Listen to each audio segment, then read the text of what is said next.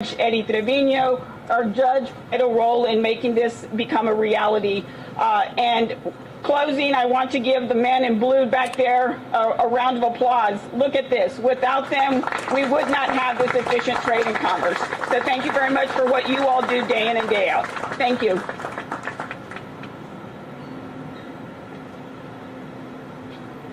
Good morning. Muy buenos días. My name's Eddie Trevino, and I'm proud to serve as a Cameron County judge. We decided to make the drive up here to show our support and our thanks to the leadership of Senator Cruz and Congressman Cuellar and Senator Cornyn and everyone that's had a hand in making this legislation a reality.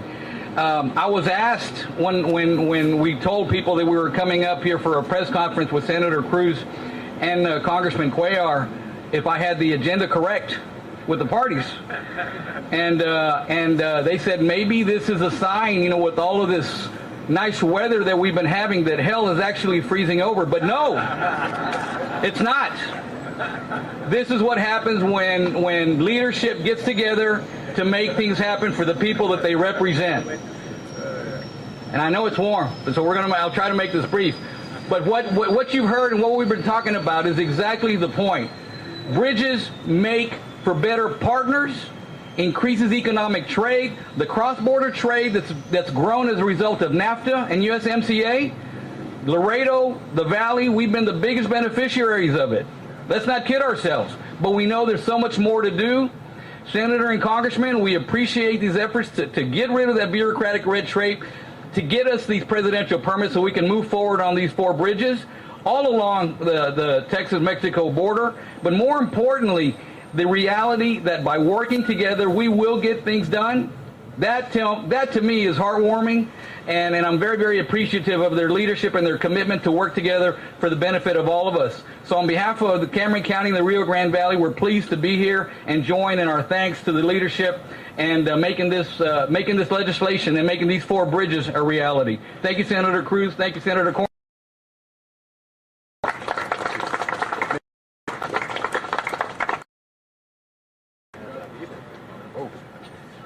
Thank you so much, Senator Cruz and Congressman Cuellar, for your leadership. My name is Ramiro Cavazos. I'm the President and CEO of the United States Hispanic Chamber of Commerce. We represent 5 million Latino-owned businesses.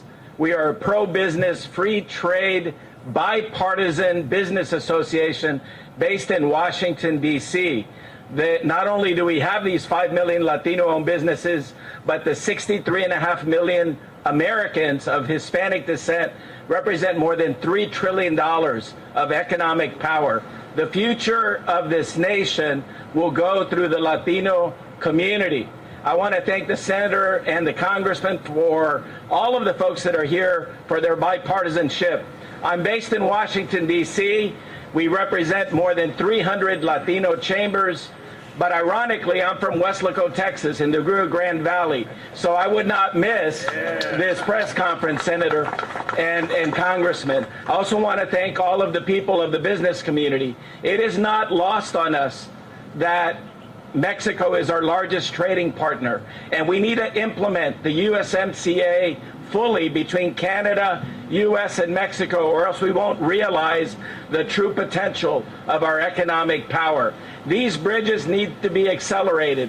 There's no question. I grew up crossing bridges, and I can tell you that we need more. And as you can see with the traffic right next to us, that the economy is booming and we're back to normal. So just in conclusion, I'd like to say that free enterprise is alive and well. We need to accelerate the permitting and the approval of not only our bridges, but any other projects that enhance workforce along the border, pathway to citizenship, because we are underemployed nationally. We need to fill every job that's available to keep our state #1 economy in the world at 40% of all the nations. Without a complete package, it will be hard to do that. So this is a great start, Senator and Congressman Cuellar, to make sure that as great friends, you all show the way forward for Democrats and Republicans of how to get deals done. Thank you on behalf of the American economy.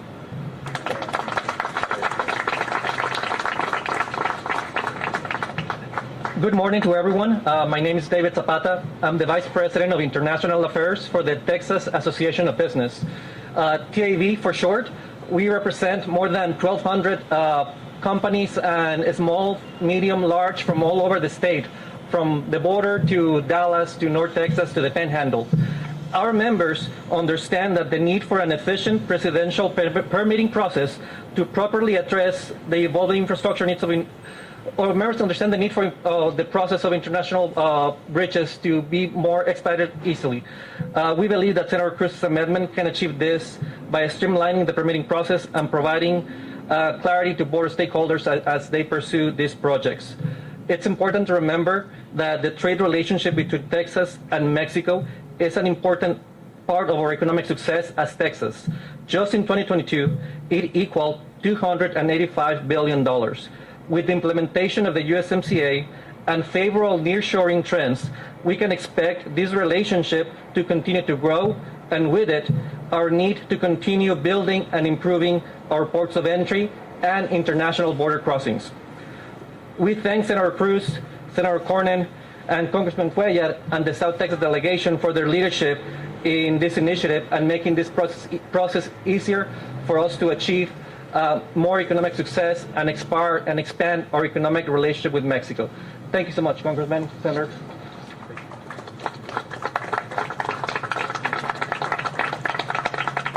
Wow, thank you. My name is John Esparza, president of the Texas Trucking Association, also representing our partners with the Laredo Motor Carriers Association here.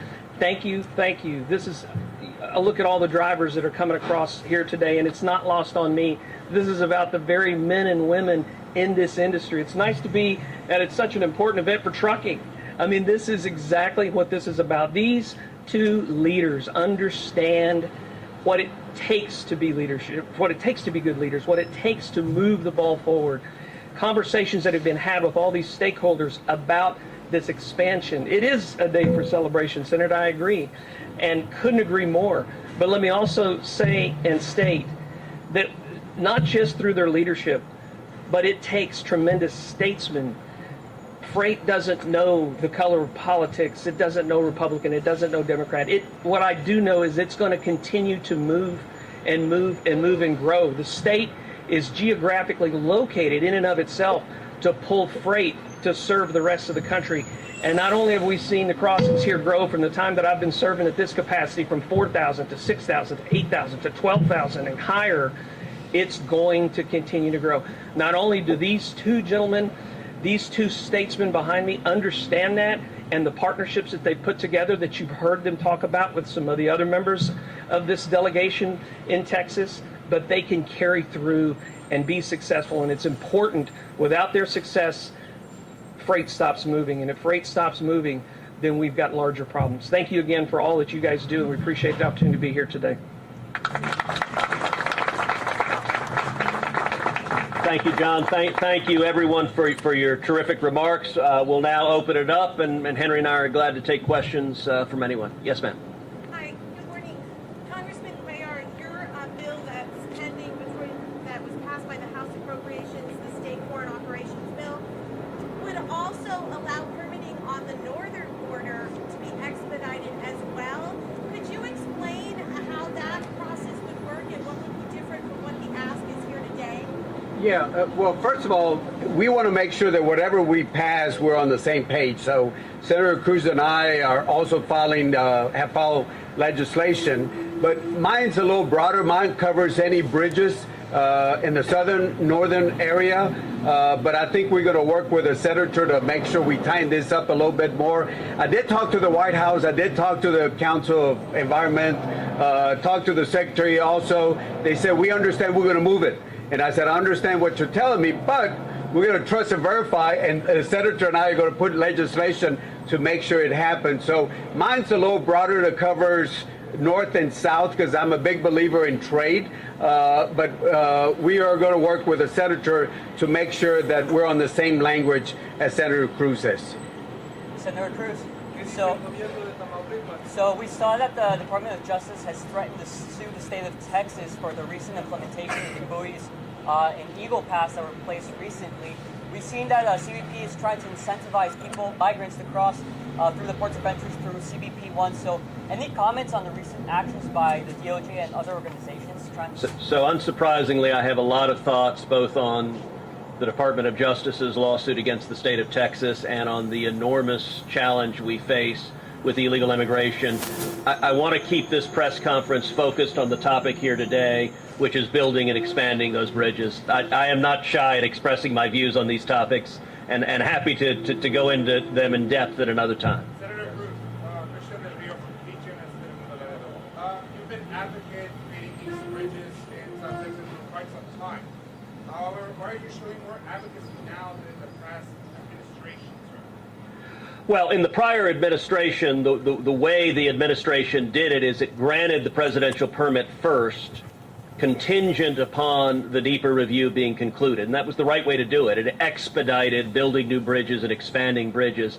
The problem really began when the Biden administration came into office. And this issue first came to my attention seriously a couple of years ago, early in the Biden administration. We started this morning with a roundtable of all the men and women gathered here talking, and one of the things that was brought up is a number of the city leaders from Laredo came to me pretty early in the Biden administration, came to my office, and they sat down and they said, okay, we're running into a roadblock at the State Department. We're really eager to expand this bridge. It needs it. We need the new traffic, and suddenly the Biden State Department has announced they won't allow the presidential permit to be approved until the back end, until all the environmental review has been completed. That's going to delay this project by years, and it doesn't make any sense. And it was really the stakeholders here from Laredo and throughout South Texas, and I've met with leaders from Cameron County and Maverick County and all up and down the valley who are consistently concerned about the need to expand trade and commerce. And so the problem manifested in the last 2 years, and it's for that reason that I began leaning in, and it started off with initially just phone calls to the Department of State saying, hey, what's going on here? What is the policy? Did the policy change? Who's the problem? We were trying to figure out what was it a bureaucrat buried in the Department of State? Was it somebody at the White House? Who was blocking it? And we were running into roadblocks. We were not getting where we needed to be. And one of the things that I shared with the roundtable, I'm a big believer in utilizing both carrot and stick. And so utilizing positive incentives to get a change in policy from the Biden administration, but also using stick. And in particular, what I did here is I placed a hold on multiple nominees at the Department of State that the Secretary of State really wanted. And what broke the logjam, what got this legislation passed into the NDAA, was we were having an all-day markup in the Senate Foreign Relations Committee, and a number of the Democrats in the Senate were opposing my amendment. And we were going back and forth, and the State Department reached out to my office and they said, okay, we want to make sure we understand. If we agree to the changes in this amendment, you'll lift the holds on the nominees at the State Department. To which I responded, well, of course, the whole point of the holds was to incentivize you to change the policy. If we change the policy, absolutely, we'll lift them immediately. With that, the State Department acquiesced. And once that happened, the Democrats in the Senate Foreign Relations Committee came on board as well, and we passed it with overwhelming bipartisan support. That's an approach I've been able to get real success with. We talked earlier about how the same approach is how I addressed the Biden administration blocking export permits to export liquid natural gas. There were multiple LNG export permits that were pending in Texas and Louisiana and up and down the Gulf Coast. All of them were being held up by the Biden administration. I used the same lever point. I put holds on nominees from the Department of Energy. The Secretary of Energy called me very dismayed. She said, I really need my nominees. I said, fantastic. Approve the permits, allow Texas to export LNG. That's good for jobs. It's good for energy. It's good for our allies that need Texas energy. And I said, when you grant the permits, I will lift the holds within 30 seconds. And if you don't grant the permits, I will keep the holds until the end of time. Just a few weeks later, she granted the permits, I lifted the holds, and we're now seeing billions being invested, much of it being invested in South Texas to build new LNG export facilities, including in Brownsville and Corpus Christi. That is generating enormous jobs. And so I'm a big believer in incentivizing action from the administration. And I'll tell you, it's all the more potent when you could do so in a bipartisan manner. When I was able to say to the Democrats in the Senate, every single member of the congressional delegation from South Texas, all the Democrats, all the Republicans were on the same page, building the bridges, expanding the bridges. It's good for South Texas. It's good for Texas. It's good for America. All right, last question. Congressman Cuellar, I know that recently Congressman Ted Jeffries made a pit stop here at the Gateway City. Do you expect that more members of the House of Representatives join us in these positions so that the message reaches out? And if we can have also some brief remarks. Sí, en inglés, en español. Sí, aquí estuvo el líder Jeffries aquí en esta parte y ellos entienden, demócratas, republicanos, entienden la importancia del negocio. Vamos a traer también a David Joyce, que es un republicano.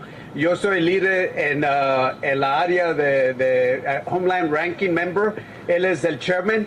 El republicano va a venir aquí pronto, donde vamos a hablar de los agentes azules, la tecnología que necesitamos, y eso es algo muy importante, y por eso lo que estamos haciendo aquí, lo que está haciendo el senador Cruz, estamos moviendo el proceso más rápido.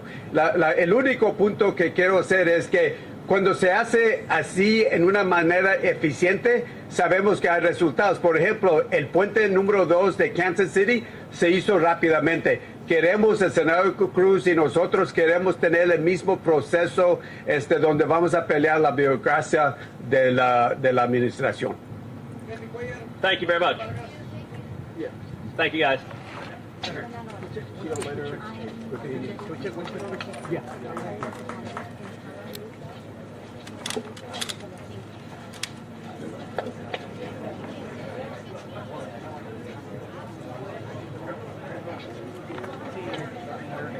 got one to San Antonio.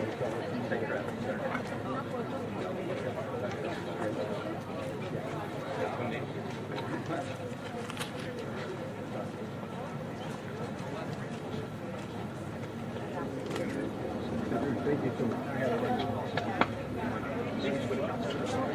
Thank you for your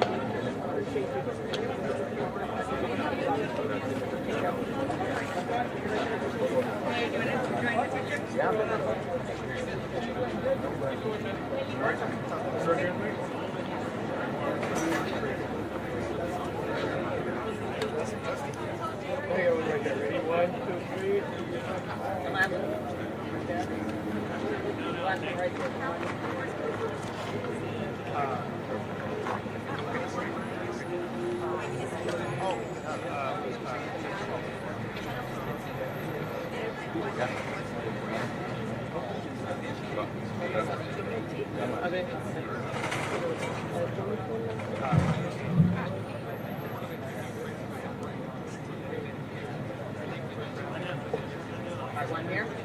Wait, yeah, sorry. One leg up. 1, 2, 3.